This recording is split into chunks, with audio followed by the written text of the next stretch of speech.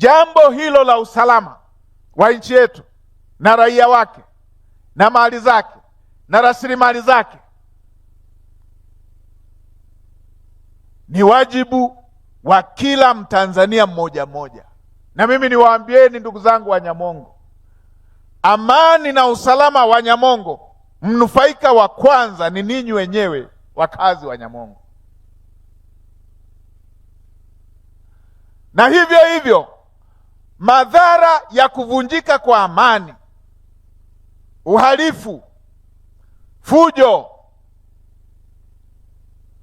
katika eneo la Nyamongo, waathirika wa kwanza mtakuwa nyewe wenyewe watu wa Nyamongo.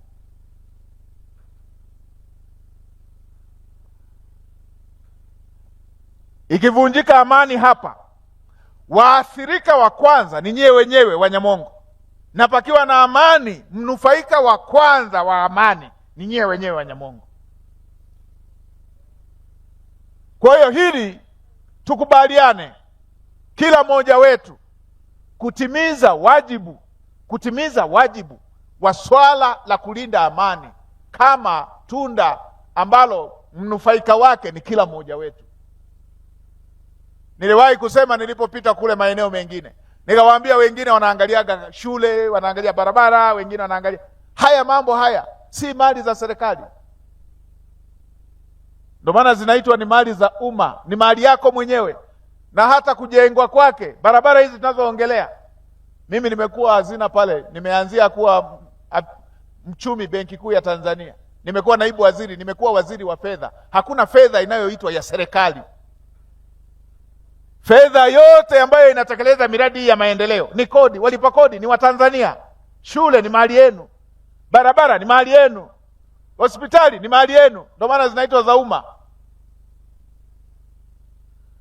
Kwa mtu wa kwanza wa kulinda rasilimali hizi ni Mtanzania mwenyewe, Mwananyamongo mwenyewe.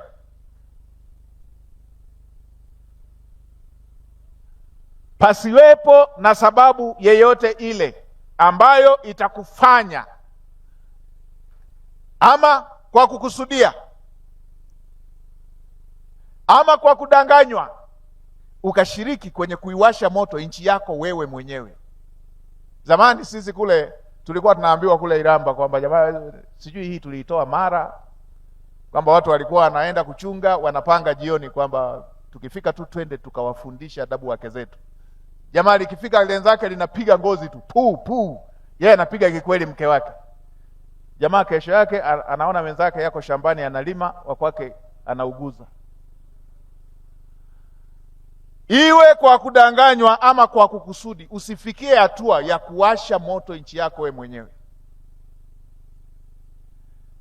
Unaweza ukawasikia wengine wakitoa mafunzo hayo mitandaoni, wale wana uraia huko waliko, wengine wanahifadhi, wanalishwa na wanatunzwa na watoto wao na familia zao huko waliko.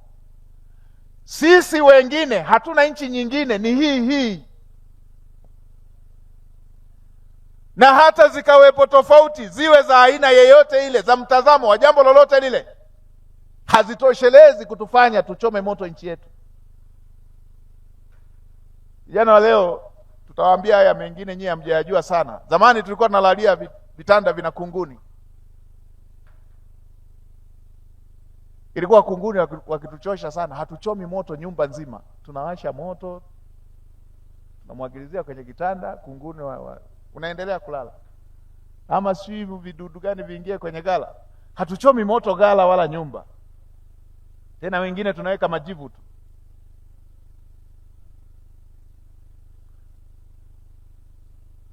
Lazima kila Mwanamara, kila Mwananyamongo, kila Mwanatarime tuzingatie hili jambo la amani, wala tusiletewe vijisababu hivi vinavyoletwa. Na mimi nimewaambia kama msimamizi wa shughuli za serikali, na sikuumbwa kumumunya maneno.